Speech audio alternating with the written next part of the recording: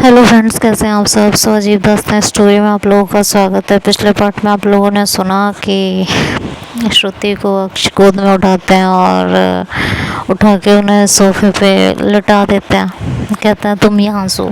समझ में आया।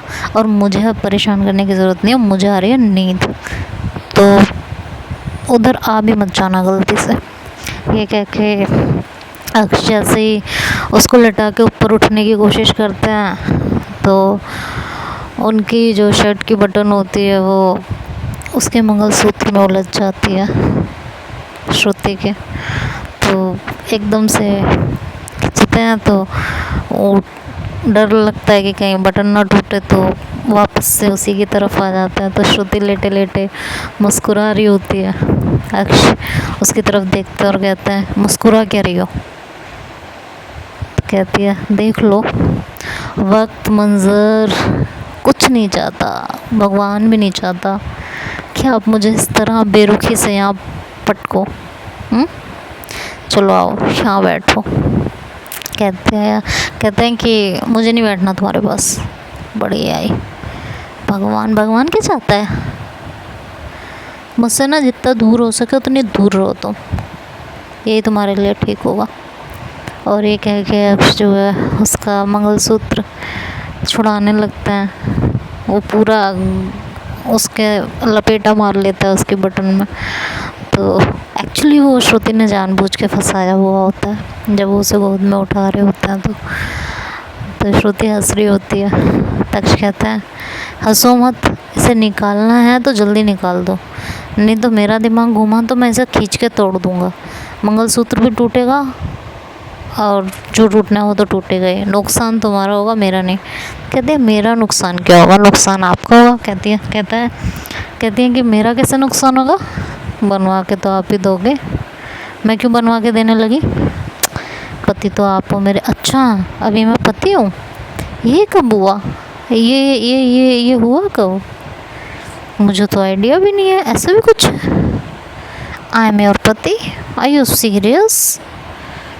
आई डोंट थिंक सो। कहते हैं यार आप क्यों ऐसे बिहेव कर रहे हो गई गलती, उसके लिए सॉरी बोल रहे हूँ। आपसे भी तो लाइफ में कभी ना कभी कोई ना कोई गलती होती रहती है। हाँ लेकिन मैं तुम्हें छोड़ के नहीं जाती। गलतियाँ तुमसे भी हुई हैं और कई बार हुई हैं, मैंने कभी तुम्हें छोड़ा नहीं है जैसे तुमने मुझे छोड़ दिया। तो ये फालतू की बकवास तुम मुझसे करो मत। समझ में आ गया तुम्हें, ये बात अब यहीं छोड़ दो तो अच्छा है। ये कह के उठने लगते हैं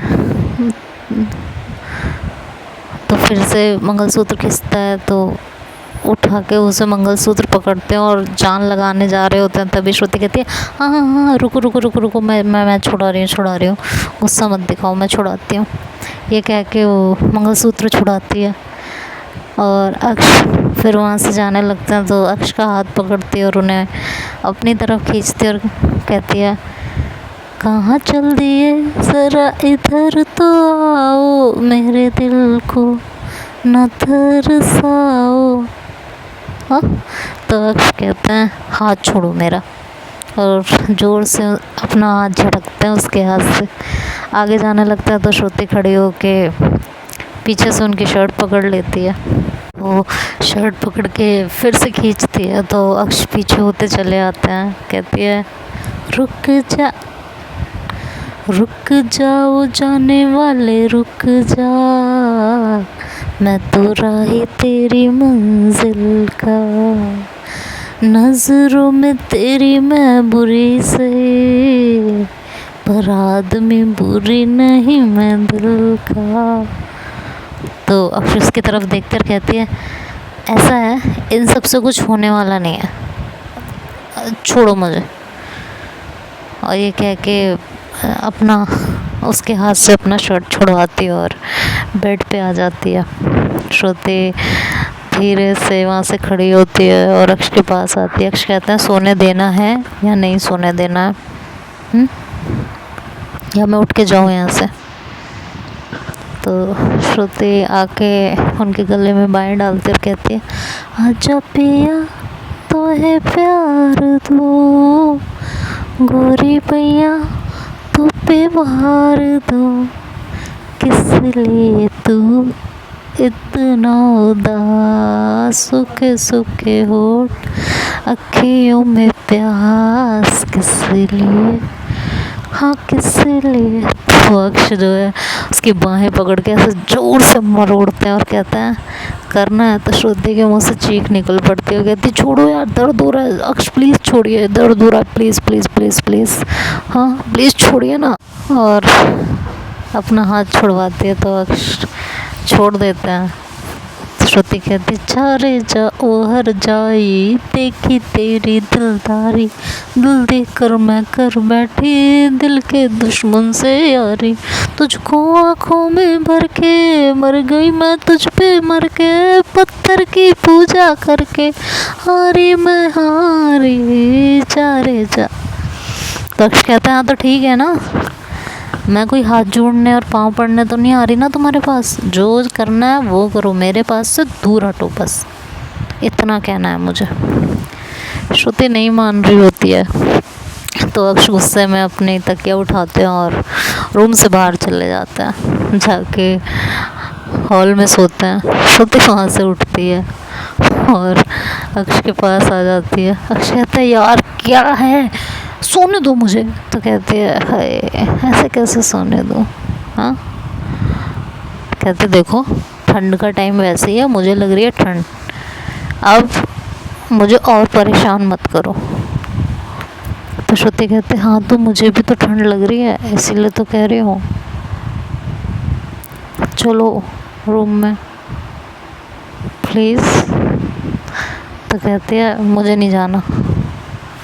अरे तो दिक्कत क्या है, चलो ना प्लीज़ प्लीज़ प्लीज़ प्लीज़ चलो यार, ये कह के तो कहती है मुझे नहीं लग रही ठंड, हटो यहाँ से। तो कहती है ठंड लगेगी कैसे, ठंड का टाइम थोड़ी ना है, ये जो आप बहाने मारते रहते हो मुझसे, समझ नहीं आता क्या मुझे, पागल हूँ मैं?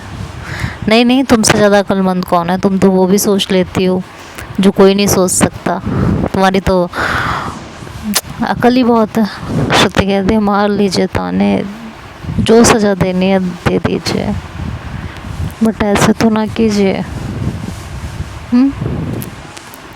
हुस्न हाजिर है मोहब्बत की सज़ा पाने को, मगर यूँ ताने ना मारो अपनी दीवानी को। अक्ष कहते हैं Shruti I am getting irritated, please जाओ यहाँ से।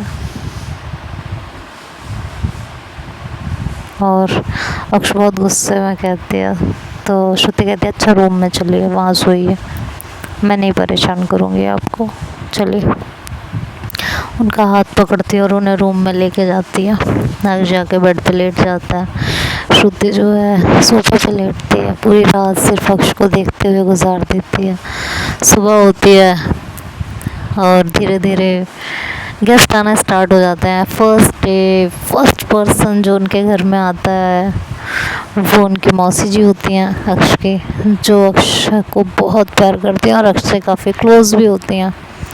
तो जैसी मौसी जी आती हैं अक्ष बहुत खुश होते हैं और जाके उन्हें हक करते हैं, कहते हैं आप इतनी जल्दी आ गए, वाह मैं यही सोच रही थी कि सबसे पहले आप ही को आना चाहिए। तो अक्ष कहते हैं चलो, उनकी मौसी कहती हैं चलो हटो। कहते क्या हो गया, अरे तो मुझे श्रुति से तो मिलने दो। क्या मौसी मतलब मेरे से ज़्यादा श्रुति इम्पोर्टेंट हो गई? हाँ बेटा, क्योंकि तुम जैसे इंसान को संभाल तो उसी ने रखा है, हाँ तो इम्पोर्टेंट होगी। अक्ष कहते हैं हटिए, मुझे आपसे बात ही नहीं करनी, आप बेइज्जती करती हो मेरी, हद हो गई। धीरे धीरे करके सब लोग एक दो दिन में इकट्ठे हो जाते हैं, 2-3 दिन इसी में बीत जाते हैं, लोग आते रहते हैं और काम वगैरह लोगों को सेटल करना, सामान इधर उधर करना, सारा सामान मतलब वक्त इसी में गुजर जाता है। अक्ष की जॉब भी लग जाती है तो अपने ऑफिस भी चले जाते हैं इसी बीच।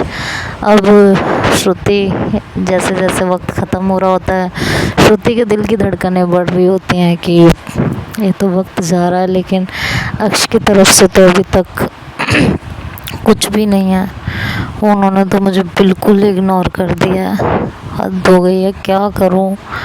तो ऐसे 2-3 दिन बीतता है, तो चौथे दिन बर्थडे से 2 दिन पहले की बात होती है। ऑलमोस्ट सब लोग आ चुके होते हैं 2 दिन पहले, एक आधा कोई रह जाता होगा बस। तो अक्ष ऑफिस से आता है, श्रुति किचन में काम कर रही होती है, अकेली होती है उस समय। जो लोग काम करवा रहे होते हैं वो होते नहीं उस टाइम पे वहाँ, मतलब सब बाहर निकल आते हैं। तो अक्ष को प्यास लगती है। अब घर में सब उससे बड़े होते हैं ऑलमोस्ट, तो और बच्चे खेल रहे होते हैं। कज़न उनकी जितनी होती हैं सब अपने बातचीत में लगी होती हैं। तो जाते हैं उठ के किचन में पानी लेने के लिए।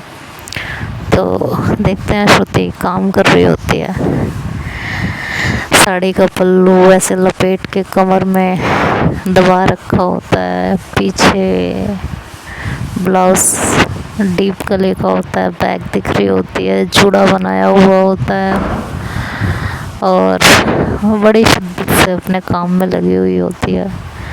अक्ष 2 मिनट के लिए श्रुति को बस देखते रहते हैं और उन पिछले पलों में खो जाते हैं जब वो किचन में आके श्रुति को ऐसे देख के उन्हें छेड़ा करते थे।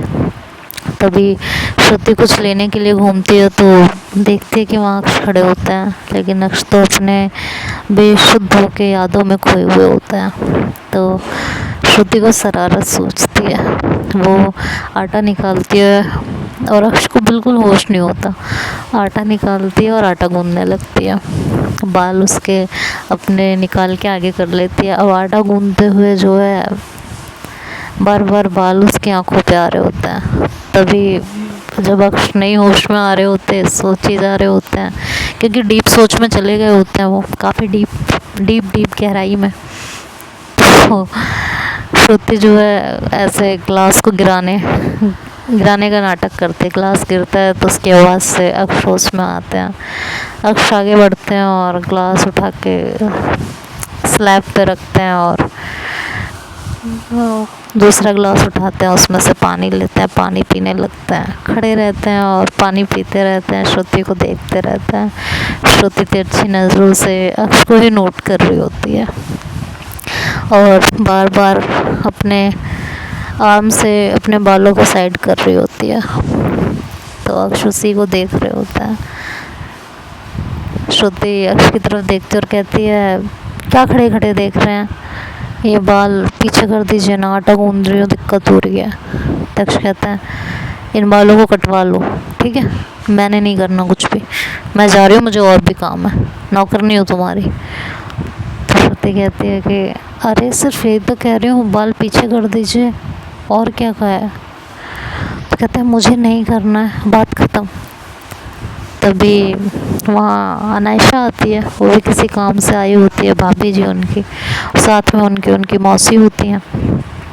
तो वो श्रुति को सुन लेती है ये कहते हुए। तो मौसी जी होती हैं अक्ष की, तो वो भी देख रही होती हैं, वो कुछ लेने आती हैं तो वो लेने लगती हैं और अक्ष जो है चुपचाप वहाँ से निकलने लगते हैं। तो अनायशा कहती है, अरे कर दो ना, सुन क्यों नहीं रहे हो। और धीरे से जाके अनायशा श्रुति के कमर में जो पल्लू दबा हुआ होता है उसे निकाल देती है। अब वो पूरी साड़ी नीचे लटक जाती है, पल्ला तो खैर होता है, लेकिन अब दबा के साड़ी काम करने में आसानी होती है और इस तरह उसे दिक्कत हो रही होती है।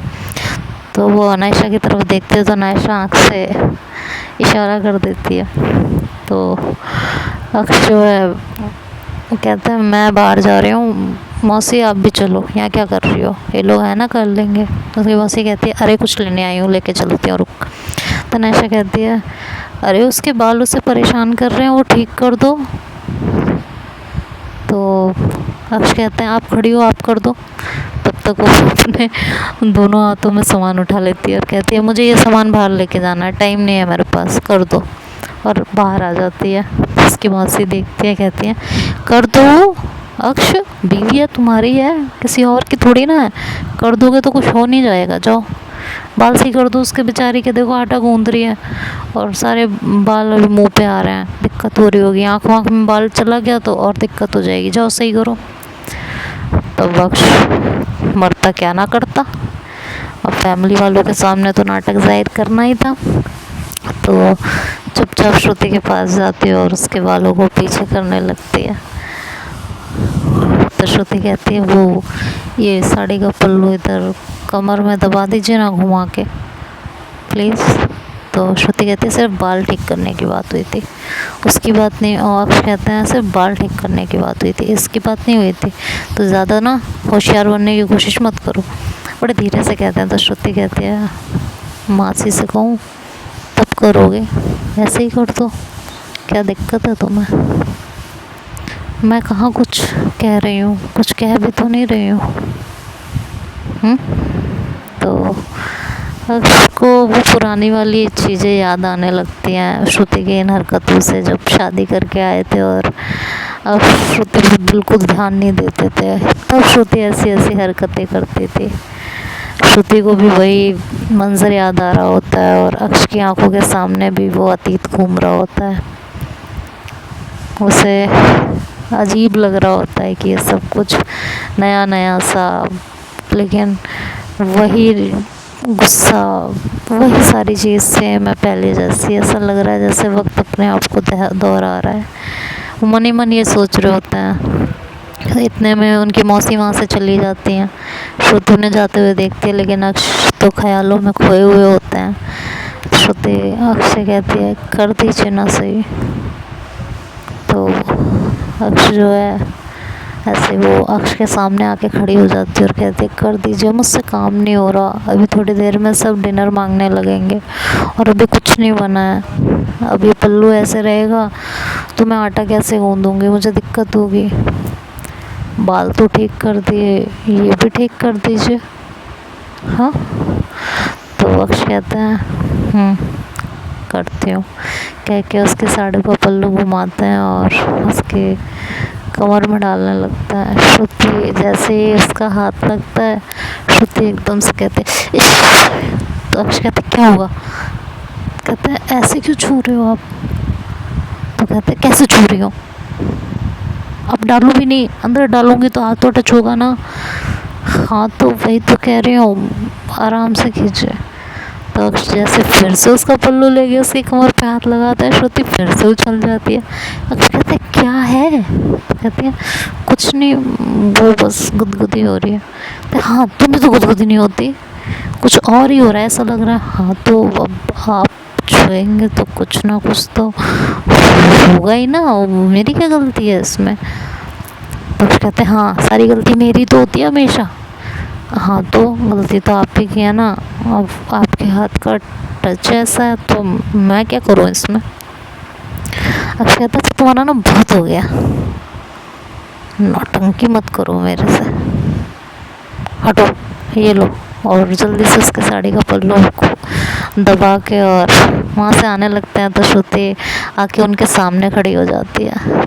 तो कहते अब क्या है, ऐसे कैसे जा रहा है, माफ़ कर दीजिए ना, सॉरी गलती हो गई, अब नहीं होगी, कसम से कभी आप पर शक नहीं करूँ। अरे जाओ, तुम्हारी बातें और गधे की लातें एक जैसी हैं, ठीक है? श्रुति कहती यार आप गधे से कंपेयर कर रहे हो मेरा। हाँ तो क्या करूँ फिर? देखो श्रुति तुम जिस काम से आई हो ना सिर्फ वो करो, जहाँ ये फंक्शन मिटा ख़त्म हुआ तुम यहाँ से अपना बुढ़िया बिस्तर पैक कर लेना। श्रुति कहती है कि देख लीजिए प्लीज़ ना, माफ़ कर दीजिए। अच्छा एक बार मेरी तरफ देखिए तो सही, क्योंकि अक्ष उसकी तरफ सही से देख भी नहीं रहे होते। जब श्रुति अक्ष को देखती है तो अक्ष श्रुति की तरफ बिल्कुल नहीं देख रहे होते। श्रुति कहती है अच्छा एक बार, सिर्फ एक बार मेरी आंखों में देखिए ना प्लीज़। वो कहते हैं नहीं देखूँगा। तो श्रुति बिल्कुल सामने ही आके दरवाजे पे खड़ी हो जाती है। अक्ष कहता है कि क्या नौटंकी है यार, हटो कोई देख लेगा। तो कहती है कि देख लेगा तो देख लेगा, बीवी हूँ मैं आपकी, कोई पड़ोसी की बीवी तो होने की कोई दिक्कत हो जाएगी, मैं यहाँ से हरगिज़ नहीं हटने वाली। अब आप या तो मेरी तरफ देखिए, मुझे आपसे कुछ कहना है, और या फिर यहाँ ऐसे खड़े रहिए। तो ओपन किचन होती है तो अक्सर साइड से होके जाने लगता है, तो श्रुति उधर आके खड़ी हो जाती है और थोड़ा एरिया कवर होता है, सामान ज़्यादा होता है, फंक्शन का भी सामान धीरे धीरे आ रहा होता है। तो आधा एरिया वो कवर हो चुका होता है।